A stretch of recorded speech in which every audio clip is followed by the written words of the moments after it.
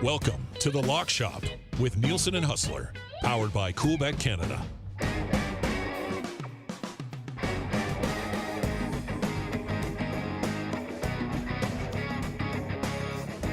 What's going on, everybody? Happy Wednesday. Welcome to the Lock Shop. Nielsen and Huss back with you once again.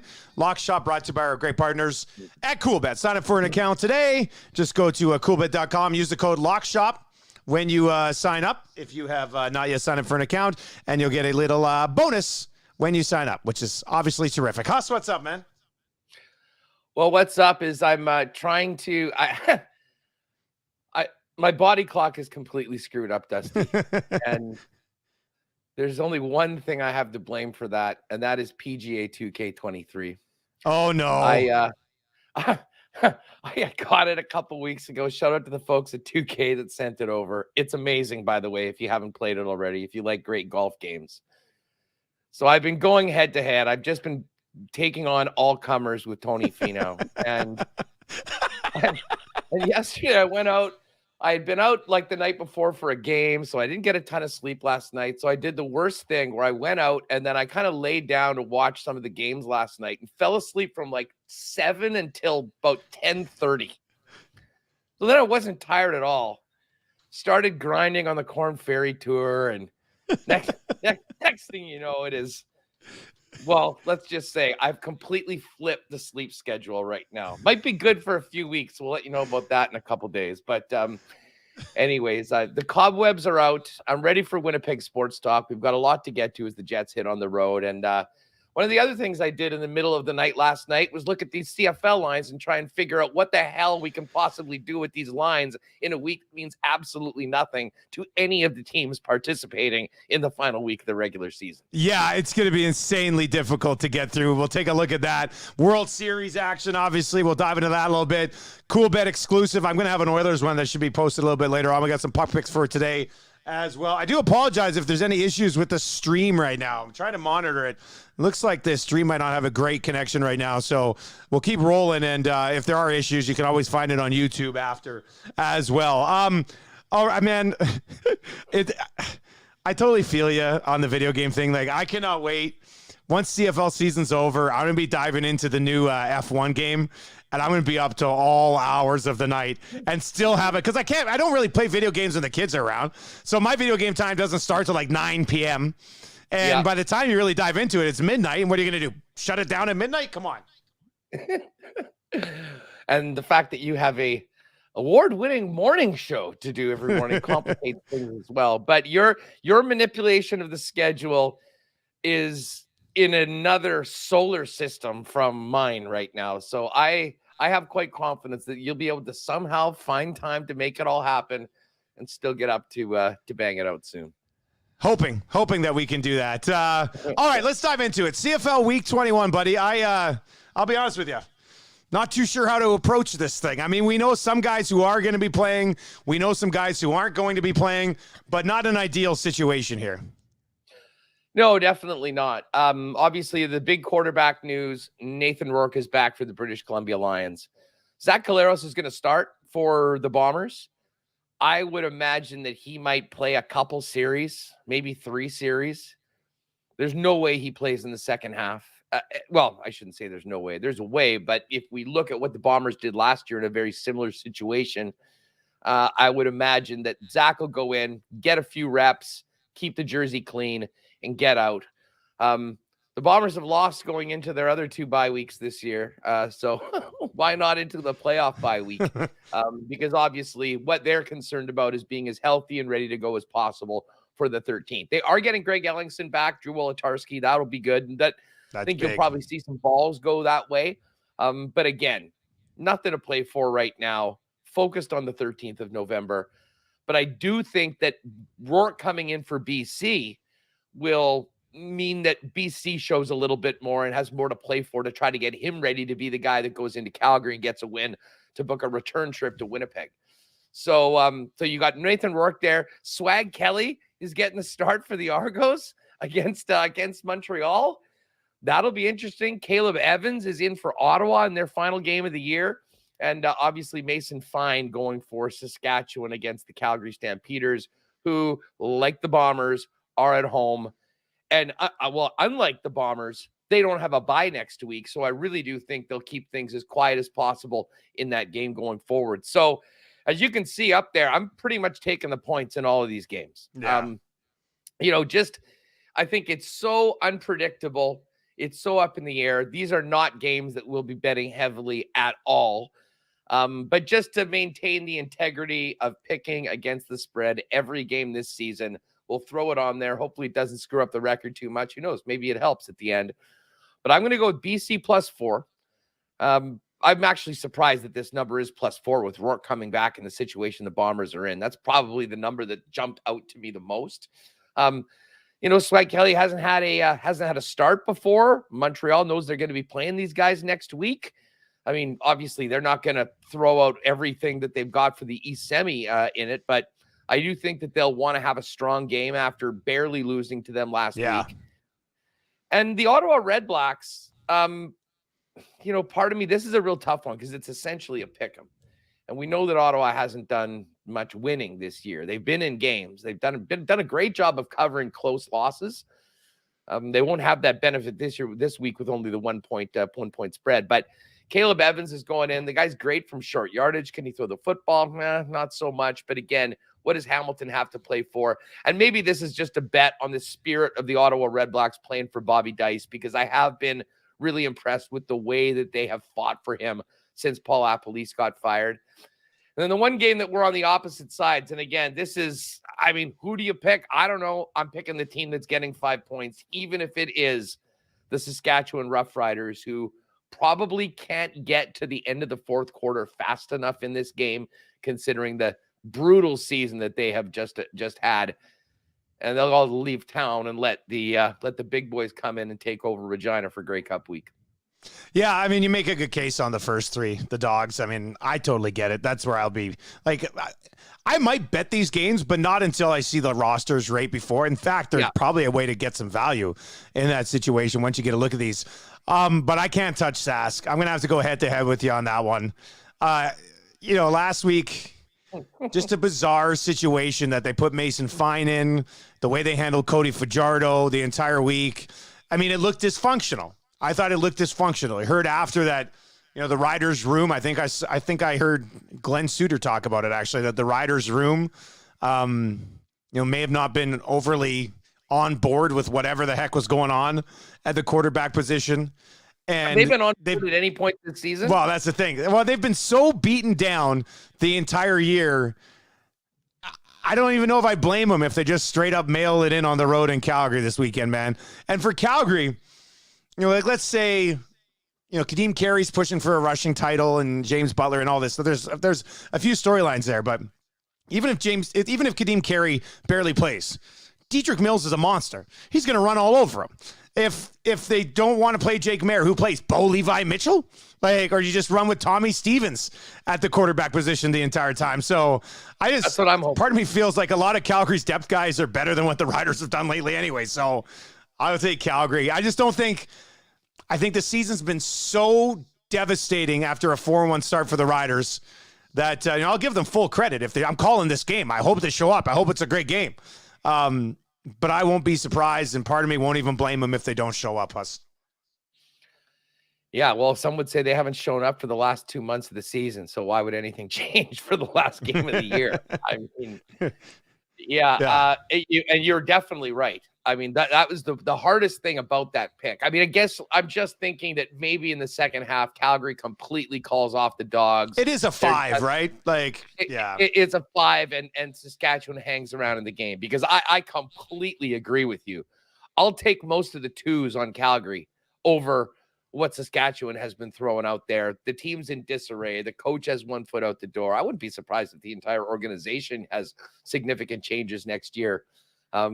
Who knows? Maybe we're going to see Bo Levi Mitchell. Bo will get a little chance to show what he can do for his potential new team. How cool would that be, though, for the West if Bo ends up in Saskatchewan next year? I'm here for it, man. Shoulder. God, the Bo Levi Mitchell revenge tour with the Riders. Like, come on. That would be amazing. I hope he does it. Man. I think that would be cool.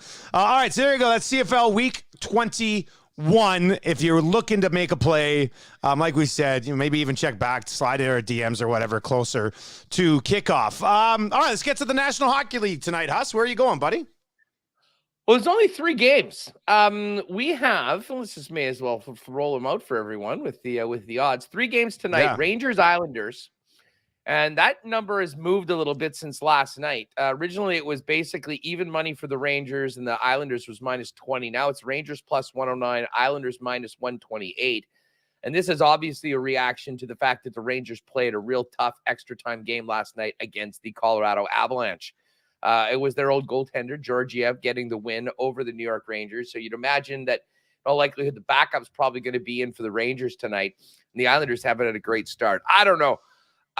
I have a tough time backing the Islanders. I thought the Rangers played well last night from what I saw of the game, and they did it against Colorado. I think they can maybe keep that in, but as we do know, numbers will tell you that, teams playing on the second end of back-to-backs against teams that are at a disadvantage. That's what's moved this line a little bit, but I'm going to stay away from that game. We've got 2 other games. Edmonton is in St. Louis, and Tampa Bay is in Anaheim. I guess I'll touch on Tampa Bay first. They lost to the Kings last night. You don't often see, and I realize they're also playing on the end of back-to-backs with travel, but I have a feeling they'll probably have a bit of a bad taste in their mouth last night from that loss against the Kings. And the one thing that the great teams do, and Tampa Bay certainly is one of those, is you don't get on losing streaks. You're not losing multiple games in a row. And I think the Anaheim Ducks, unfortunately for them, got them at the wrong time, despite the fact that it's at the end of back-to-backs. I think they'll be in a bit of an ornery mood, and I think they take care of Anaheim in that late game, which brings us to the Oilers and the St. Louis Blues. And this is a perfect time for us to talk about this game because, of course, St. Louis shut out the Oilers on the weekend, who then came to Winnipeg and were shut out by the Winnipeg Jets on Monday night. Full credit to the Jets. They played their most complete 60 minutes of the season, and it really was a blueprint of what the coaching staff is trying to instill in this team with a new, with a new system. And the fact of the matter is, in the Central Division, sometimes you really have to grind out games like St. Louis, and that's exactly what they did. But I wasn't very impressed with St. Louis, and to be honest, after their 3-0 start, I thought that the Jets got better throughout the game, and St. Louis did not really match that very well. Now, they'll have a little bit of confidence considering what they did in Edmonton last week. But I also have to think, Dusty, that the Oilers will feel like they were not at their best on sort of a sleepy matinee game and will look to be getting one back on the Blues tonight. And, with the way they played against the Pittsburgh Penguins and outside of that blip, to be honest, against St. Louis, the way they played early on in the season, I kind of like Edmonton to take this one on the road. So interested in your thoughts on that game from an Oilers perspective. But I'm running with the Oilers on the road at -112, Tampa at -147. I bet them individually, but I've also parlayed them plus 218 for those 2 teams on the money line for tonight's game. What do you make of this Oil-St. Louis game? To be honest with you, the Oilers have me rattled a little bit this year, even from a betting perspective. They've won games I didn't think they'd be able to get done, and then they've really let me down in some other spots. Like, they've been inconsistent so far. 6-game homestand, 3-3. Even in that Pittsburgh game, they were down by 2 early in the second, right? They were down 3-1 and then cranked it up a notch again. Like, they have an inconsistency from game to game and then an inconsistency inside each game as well. I don't mind the play on them tonight. I'm going to go with the under 6.5, just seeing what St. Louis did to them on Saturday afternoon, sleepy Saturday afternoon. This is the first road game for the Oilers so far this year as well. Stuart Skinner is going to get the start. And, Skinner had a game where he came in for Jack Campbell, was lights out, gave them a chance to come back in that hockey game. And then he did have one start already, but I think Skinner's steady, man. I like Stuart Skinner. I don't think the Oilers are going to be able to do to St. Louis what they did from Pittsburgh in the final 2 periods of that game. Like, I think St. Louis will play a tighter game. So I think my play here is going to be Edmonton, St. Louis, under 6.5 goals tonight. A 4-2 game, maybe an empty netter in a 3-2 game, something along those lines. And then I am going to go to the old classic he's due scenario. We hit it with Carter Verhaeghe earlier. Ryan O'Reilly does not have a point in his first 4 games this season. Going up against an Oilers team that's not necessarily tight defensively. And he'll be playing against guys in McDavid and Draisaitl who do have defensive lapses in their game. So I don't know how much longer this streak can go. You get Ryan O'Reilly at -128 to get a point tonight. I like that number on him for a guy who, what's he going to go 5 games in the season without a point to start the year? So far, he's at 4. So, I'm going to go Ryan O'Reilly. Might make it my lock shot play of the day. I haven't locked that in yet. I got to take a little bit of a closer look. But let's go O'Reilly with a point at -128 and Oilers Blues under 6.5 tonight. Interesting. Stewie Skins is getting the start tonight. You guys will see Jordan Binnington, I'm pretty sure. Thomas Greiss actually played for St. Louis on Monday, and he was really good. His first start of the year. But the one thing about Binnington, and this is even more dangerous against a team like Edmonton that can score the way they can. When he's on. But when he gets rattled, I mean, he is just an absolute basket case. And I'm hoping that Connor and Leon kind of have a nice early first period, remind them that it's a very different game than what happened in that snoozer at Rogers Place the last weekend, and can maybe get him off his game and get a win on the road to start this. How long is this road trip? 3 games. St. Louis Wednesday, Chicago Thursday, which will be a Jack Campbell game, and then they wrap it up in Calgary. They'll be playing their 3rd in 4 days against a Calgary team on 3 days rest. So there's a lot of different trends and things you can look at for that Battle of Alberta on Saturday. And that's what, the end of their season series? They play again December 27th, and that's it. So, yeah, big game in Calgary on Saturday. Let's just say that. So there's a couple of puck picks for you tonight. And, hey, the World Series doesn't get going until Friday, Huss, but we'll be heavy football Thursday and Friday with the Lock Shop. So a chance, a little sprinkle on the World Series here. What I have to say, I mean, -189, Houston to win, sure. But the series spread, Houston -1.5 at +115, buddy. I think that's our official Lock Shop play here. I love it. It is. And I've pounded that, to be perfectly honest with you, as opposed to some of the other ones. There's a larger number backing the Astros at -1.5. Listen, the Phillies have been such a great story. And every now and then we see a team that just absolutely catches on fire, gets hot at the right time.